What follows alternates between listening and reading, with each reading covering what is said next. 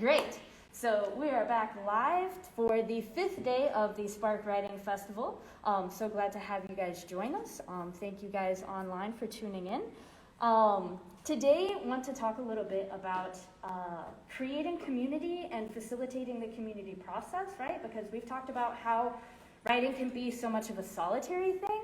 Well, what do we do when we take it beyond the bounds of ourselves? How do we go out to meet the people with this very vulnerable thing that we have done and that we have written without trashing our tiny precious writings, but at the same time bringing people together so that we can feel supported, encouraged, so that we have the chance to encourage others. So when you think about community, when you think about writing community, well, first off, it doesn't always have to be based around the writing, the activity itself.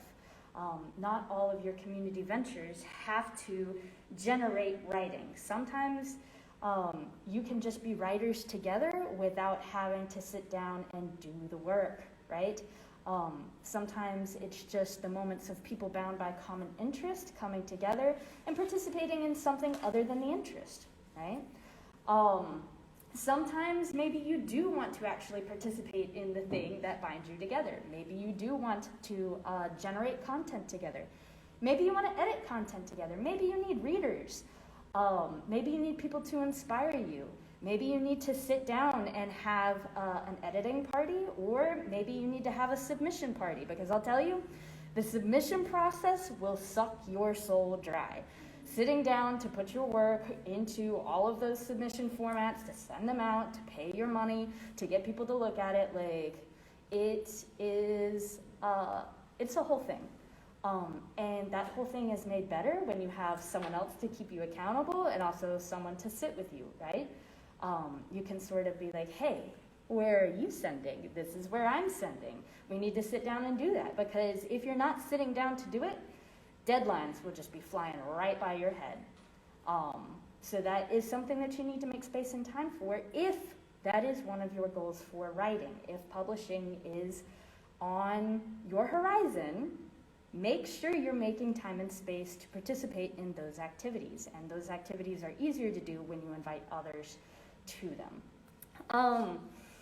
My number one piece of advice when it comes for creating community around writing, creative writing, whatever, is to define your expectations. Define your expectations for the time, define your expectations for what you want other people to get out of the time with you and what you want to get out of the time with other people, okay? If someone walks up to me and hands me their writing, the first thing I'm going to do is ask them, how do you want me to read this? Because maybe they just want to share something with me, and in my head, I'm like, okay, they want me to critique it, they want me to edit it, blah, blah, blah, blah, blah. Next thing you know, I've handed back notes that completely demolish or reconstruct or have thoughts that are like really critical or whatever, and maybe that is not what they wanted at all. Maybe they just wanted to share something pretty and nice with me without the weight of critique or criticism. But then again, maybe that's exactly what they want, and maybe I'm trying to not hurt their feelings, and maybe I just tell something, oh yes, this is good, or thank you for letting me read this, or thank you for inviting me to this page. And they're kind of sitting there waiting for me to give my thoughts on the piece, or to critique the piece, or help them with the piece. But I didn't know that because I didn't ask. Similarly, anytime you take your writing and you hand it to someone else, let them know why. Are you just wanting to share a piece of yourself? Are you wanting feedback? Are you stuck? If you just wind up handing out your writing willy-nilly without defining your expectations or why you're showing up to this situation, this moment with this person, you're probably going to be disappointed in one way or another. That's like the number one way to get your feelings hurt and or to feel misunderstood in your writing process, because this is a very vulnerable thing. So define up front why you're here. Define up front why you're inviting people to the table. Writing community takes place in many forms and fashions. Some of those are online, some of those are in person, maybe some of those are hybrid. Maybe you have a workshop leader, someone who everyone gathers around to listen to for the hour. Maybe you're just gathering together to be supportive of other people in the same time and space. Maybe you want to write around people, but you don't want to talk to them. Right? So frequently I just want to work, but I don't want to work alone. But I don't want to work having to listen to other people talk to me, because I will talk. And I will talk and talk and talk and talk and talk. And next thing I know, I've been through an hour and a half and I've done no work, but I've had very engaging conversations with people. That's nice. And that can also build up your writing process. But if that's what I meet every time I come to the page, I'm probably not getting a whole lot of productivity in. So let people know. People will be so much more relaxed and at ease when they know what the expectations are for the social setting and situation. If you're trying to create a new writing group, what does that look like? Hard work. Hard work, right? There, done there. But what do you expect out of people with their time? If you just say, hey, everyone, meet at my house at, 7 o'clock, and people show up, and then everyone stands around awkwardly, like, did we have a schedule of events? How are we going to do things? What should I have prepared or brought? What do I expect out of the situation, right? So at least have a little bit of form and structure to your meetings. At least say, hey, okay, for the first 15 minutes or so, we're going to have snacks and cookies. We're going to meet, we're going to catch up, but by this point in time, we're going to sit down and we're going to read each other's work. Or everyone brings a prompt, or everyone brings something that they want to work on. That will allow people to approach your setting and situation a little bit easier, because writers are sometimes like cats, so we're a little bit skittish of everyone else, right? But if we know what we're walking into, you'll have the chance to invite new people to your setting and situation. People like to know. People don't like the unknown. The unknown is scary, especially when we're taking these things that are so precious to us and bringing them into unknown situations. That's dangerous, right? If we can remove that element of danger and instead have elements of comfort when we invite people to the page and to our community, that's how you build community that feels supported, heard, appreciated, and listened to, right? So let's say you have online community. Well, what do we do then there, right? Well, you still need to have your expectations. So is this group, is it going to be a generative group where you create work together? Is it going to be a critique group where you come together and you have commentary on the things that you've already written? And how do you go about doing that? So in my own personal experience, one way that I have found to be helpful for an online group is to utilize Google, to utilize Gmail and Google Drive, right? So pretty much everyone's got a Gmail nowadays. Well, you can create a folder within Google Drive, share it to everyone, and then everyone drops their Google Doc of their writing in there. The wonderful thing about Google Docs is that everyone can have them open at the same time, and you can live edit them while people are watching. You can leave comments on them for later. And so you can either do this actively together within a certain time frame, or you can drop all of your works in there and say, hey, by this time next week, we will have commented on 2 out of our pieces for all 8, right? Set your expectations. Say, hey, this is what we want, this is what we're doing. That can be in real time, or that can be in remote time. Make sure that you are aware of what other people can give. Because if you've got someone who is working full-time plus another part-time job plus attends classes or doing whatever, the chances of them being able to meet and be in full-time regularly, that's probably a lot. We don't want to exclude people, but also what are their expectations for the group? How do we include them in a way that does not put the pressure of being fully in synchronous attendance online? How do we help people become asynchronously attended? So where we're all participating, but just as our schedule allows.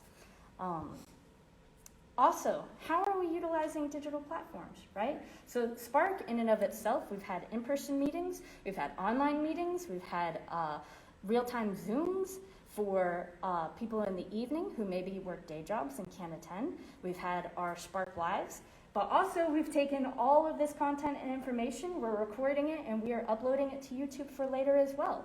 So anytime you're coming together to create community or create content, any chance that we have to make that available to others later on, or to go back and review, because let's be honest, like, I am not going to remember what everyone says all the time forever and for always. I'm going to be able to go back through and listen to the lectures that we've had and be like, ah, yes, that's the thing. Or maybe someone's said something in a lecture or a workshop and I'm like, this is great. I'm going to take this and I'm going to use it in one of my classes later on. We do not have to reinvent the wheel every time. If someone else has said something really great, why not we just let them use that again and again and again, right? So in this manner of method, having spaces online, resources that we can go to and that we can participate in and that we can build off of, that is awesome. So also, when it comes to forming these groups, you also need to keep in mind, like, are you wanting to create a group, or would you like to join a group? Are there already people out there who are doing the things that you want to do? If there's not, then make one, right? And if people complain about the one that you've made, well, they can go and make their other one, right? That is the wonderful thing about all of this, is that we have the time and space to participate in multiple groups. Just because one group's doing one thing over here doesn't mean that you have to use those same settings for other groups over there, right? You're allowed to be different. You're allowed to have different motivations. You are allowed to enact in different writings. Maybe you've got a poetry group. Maybe you've got a nonfiction group. Maybe you have a fiction group. Let those groups be what they need to be. You do not have to take the expectation from one and force it on the expectation of the other. Right? If you're choosing to meet in person, okay, how do we do? How do we mitigate that? What are some good places to meet? Maybe locally or maybe you're nationally, right? So a lot of times people are like, coffee shops. Okay, that's great. There are several coffee shops in our area that are absolutely like packed out all the time, forever and for always.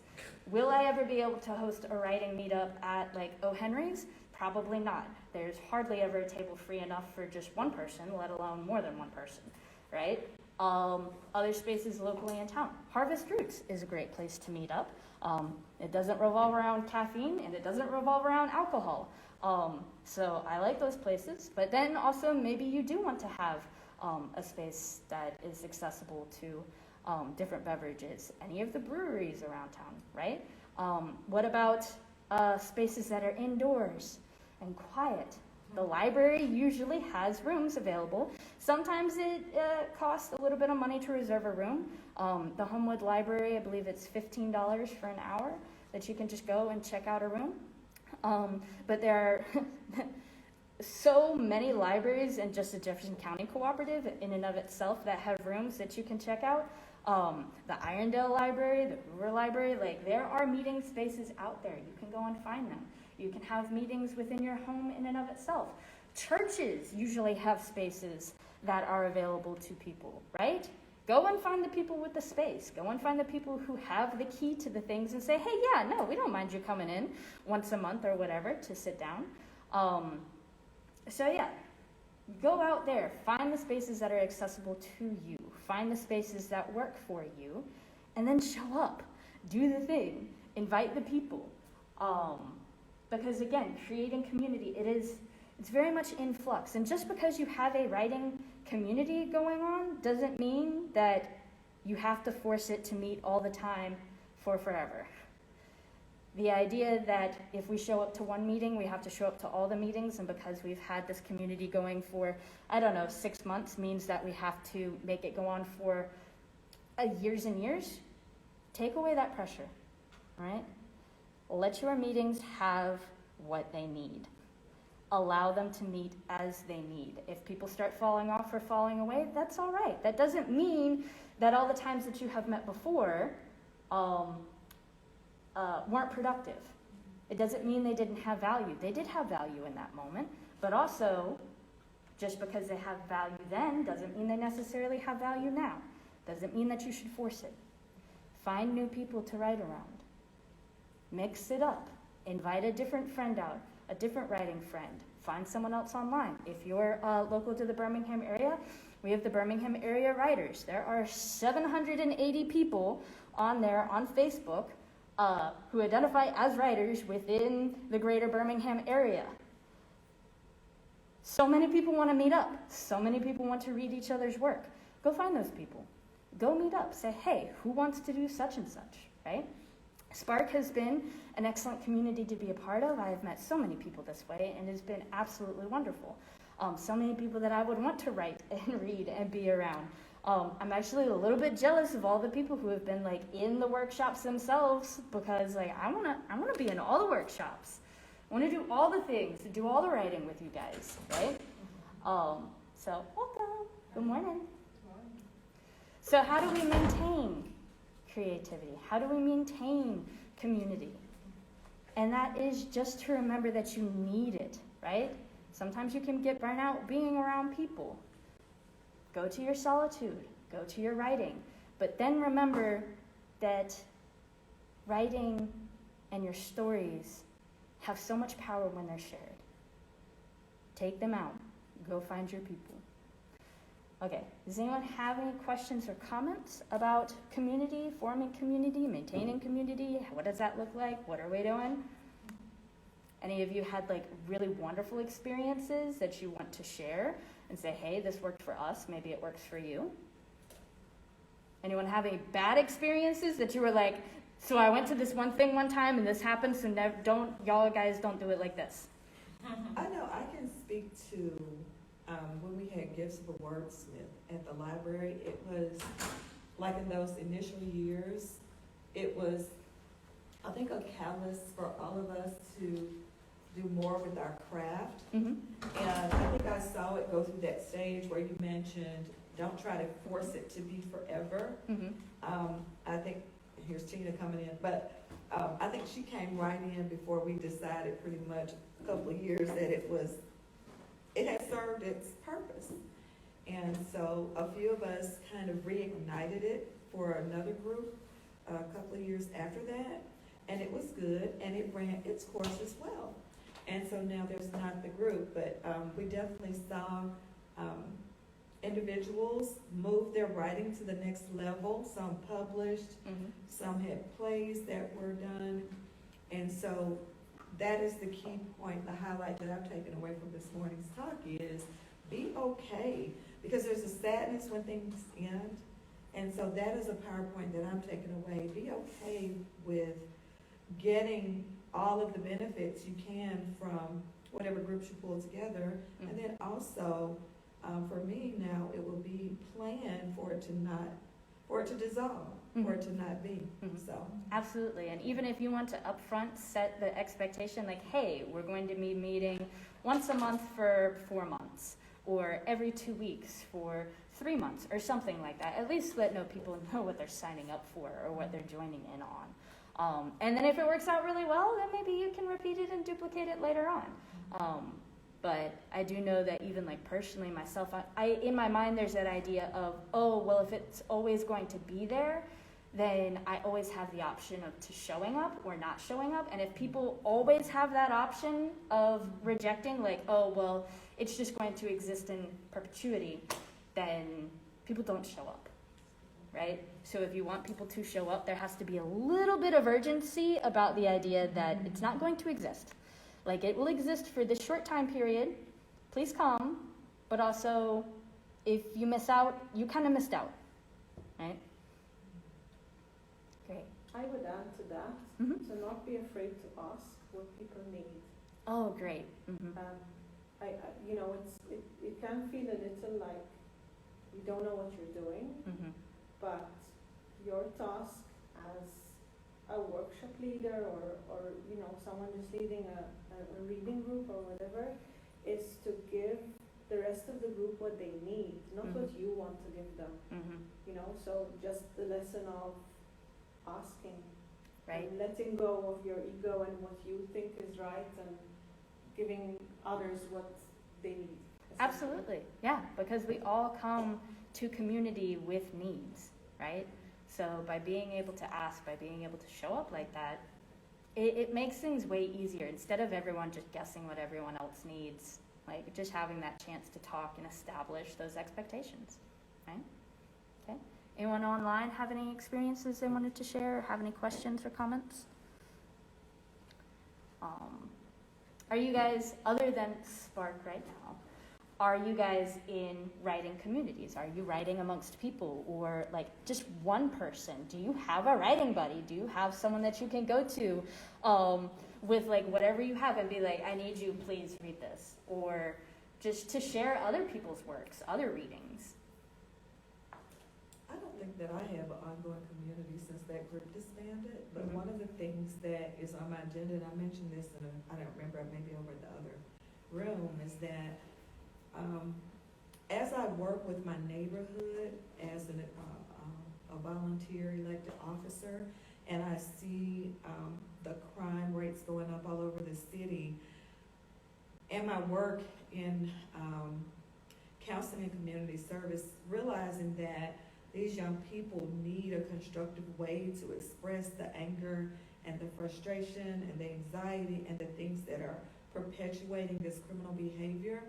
My goal is to create an outlet, and through writing perhaps, maybe put together a set of seminars where they can come talk about these angry feelings. My community tends to be more brown like me, and I moved back to my home community, and so my community of origin, and so and I really am interested in seeing how writing therapy may be able to improve outcomes, because I've seen a lot of initiatives by law enforcement and clergy, but I don't know a better outlet than the arts for helping people to channel their negative emotions in a positive way. And so I am really interested in coming together with whoever's willing to, or whoever, I always say whoever God assigns to these tasks, but who has a heart for this type of agenda, and seeing how we can offer this and if it makes an impact. And if so, can we do it in other communities where crime is just unreasonable? Murder is unreasonable. Absolutely. Yeah. Yeah. I have experience in homes for women who have suffered domestic violence, and I would say, people need to be creative in different ways. So even though writing, and because we are writers, to us it feels like the most natural way to go prepared, for others to perhaps prefer to draw or shape clay. Yeah, that's why I was saying the arts, because Totally, yeah. starting with writing, because I know for a lot of people, different types of writing helps, but definitely we're looking at art, we're looking at language, but I just know that we have to do something besides police and incarcerate For sure. to help people transition. I know working with my own son who was homeschooled and watching him internalize the violence against innocent black men, he literally spent like 4 years without going out of the house. He would go to church with me, and he didn't do anything else, and he didn't even realize that he was being impacted. But every time there would be another public notice of an innocent black man killed, he would run to my room and he would be in tears. Look, Mom, it's happening again. And I know I could see how that was impacting him. Fortunately, because of the culture that I was able to create, he internalized more instead of out in the community acting out, because I put a lot of years and effort and investment in them building strong character. But other children don't have that privilege, and the mental health issues that remain unaddressed in the community, I think is something that the common citizen now needs to take interest in, because we see that law enforcement and criminal justice is not able to adequately address these issues on a larger scale. Eventually, we're gonna have more prisons than we have neighborhoods if we continue to allow things to develop as they are. And so I definitely believe art is the solution. Of course, I have to focus on what I'm skilled at, but I do see bringing in people who are skilled in other areas, because also dance, I could probably still teach dance from my training, but I'd much rather have someone that's more current in that field. But yeah, so you're right, yeah, expanding it, but just starting somewhere to start, because an imperfect start is better than a perfect never done. That's right. Yeah. Exactly. Done is better than perfect. Yeah. And even just in motion is better than perfect, Yeah. right? So if you've got the idea of perfection stopping you from starting, then it's kind of like what our friend Ben Bush said earlier on in the week, is that ideas are wonderful, but ideas are just ideas unless you enact upon them.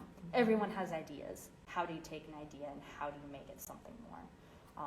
So no, I absolutely love this conversation. Like, Salem, are you familiar with places in the city that already do this kind of thing? Well, yes, I do. I'll do writing field workshops and writing therapies as an artist in residence for UAB.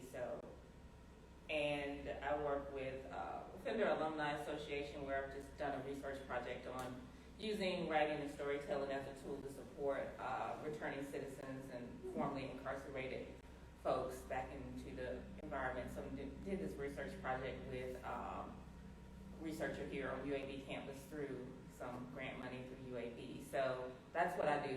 I have a literary healing arts business, so I go into the community and I bring writing therapy, poetry therapy to groups, communities, to support them in creating either community or using writing as a tool to impact, ethical diversity, inclusion, and, look at reducing burnout, enhancing resilience, and reducing violence and those kinds of things. So part of my business is doing that, but I also work through UAB and doing a whole lot of different research projects that do that. Right now, the DA's office, District Attorney Danny Carr, I'm working with them.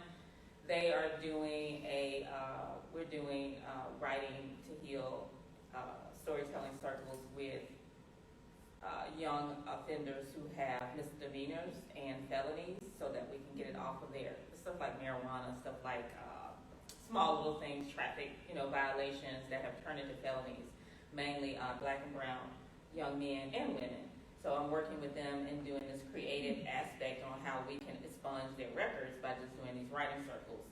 And that's just something very creative with Danny Carr he wanted to do, and so I got a contract to do that. So my job, I have a literary healing arts business, so I talk with people, what do you need? And I come into the community and use solely writing. But I also can conduct and bring in arts and health as a healing tool to reduce violence, and then also support health as well. So not just violence, but it could be a health issue. So that's my current job. See how great minds think alike, that we never connected. I know, I don't really talk about it. I mean, yeah, that's what I do. Yeah. As a job, yeah. So it would be great to do that on the prior to any type of legal issue side as well. Yes, that's what they're really working on doing.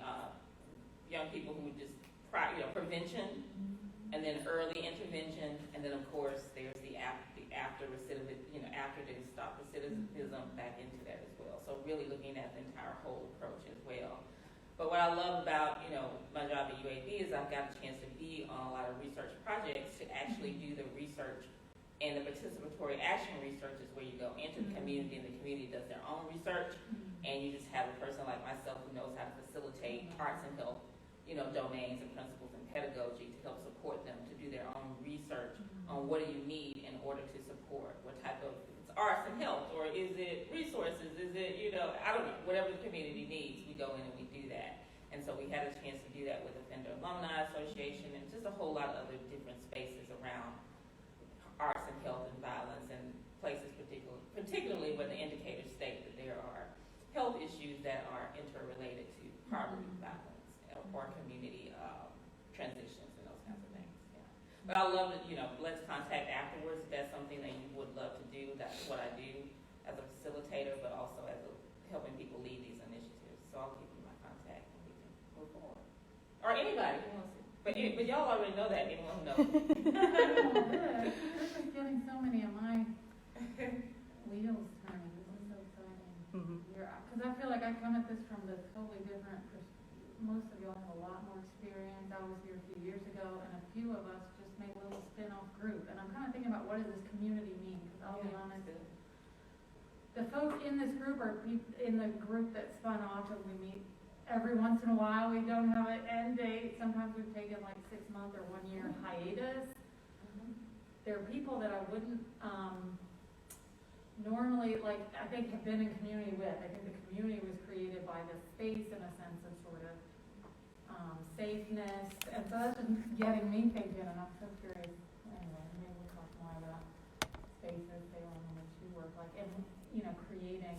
I have a totally different background, as a social worker, and working on like international development projects with youth. We use like photography, all this particular action. I'm like, we did all that, but I never did it with writing. Actually, the moment now, I'm like, never did it with writing because I feel like writing is. Just thinking back about Safe Space Salem is very good at creating it, but even though I've walked hand in hand with folks who like photo, voice, I feel like writing is a different level of vulnerability even than like so many of their art. Maybe I'm wrong about this. Anyway. Well, then the research does have it. I know that's not what we're here for, but the research does talk about how, of course, storytelling and the whole idea of retraining our neurons through storytelling and writing actually does change brain development, and if done correctly, that's what we can do, and that's really what we do as creatives. Even in creative writing, expressive writing, poetry, and poetry therapy. So all these different domains of what kinds of writing you actually go into the community and do does make the difference. But yeah, it is a psychological, psychosocial, cognitive. It's a whole thing. Yeah, see, I'm not a trained writer. I'm just a writer, born writer. And I've never been trained in writing. I like that. That should be a movie. Born writer. I think we're all born writers. When you think about it, writing and storytelling, like, it is the most powerful thing to exist. What connects us together, it's what sustains us. The act and ability of writing takes what's in the internal and gets it on the external. Sometimes our internalizations are so inside of ourselves that we have a difficult time like working through them. So when we take them out, when we externalize them and put them down on the page, it becomes a transformative action because we are able to sort of view ourselves and view what is it actually that we're thinking. What do we have trapped inside of us that needs getting out, that needs sharing with others? Sometimes it is just a private practice for yourself, and that's for you to decide. So I am so very grateful to have all of you here today, all of you online as well. We did have one person who was asking who you were, so that is Salem Green. So I'll tag her in the comments once I post this live. But yeah, so thank you guys so much for being here and for being a part of Spark. So I'm going to go ahead and let our online people go. So thank you guys so much. We do have we have 2 more Zooms. So one tonight at 7. We have Amani Williams will be doing a spoken word workshop with us. It is going to be so awesome. I am so excited for that. And then tomorrow at 1 p.m. Central Time, we are going to have the Alabama Writers Forum, the Alabama Writers Cooperative, the Magic City Poetry Festival, and the Society for Children's Book Author and Illustrators together in a panel in conversation about writing about Alabama and writing, not necessarily writing about Alabama, but Alabama writers, about what their organizations do, about networking, contact, all of that. It'll be a conversation, so show up with your questions. Show up. We would really love to see you there. So thank you guys for all of your participation, and we'll see you on the flip side.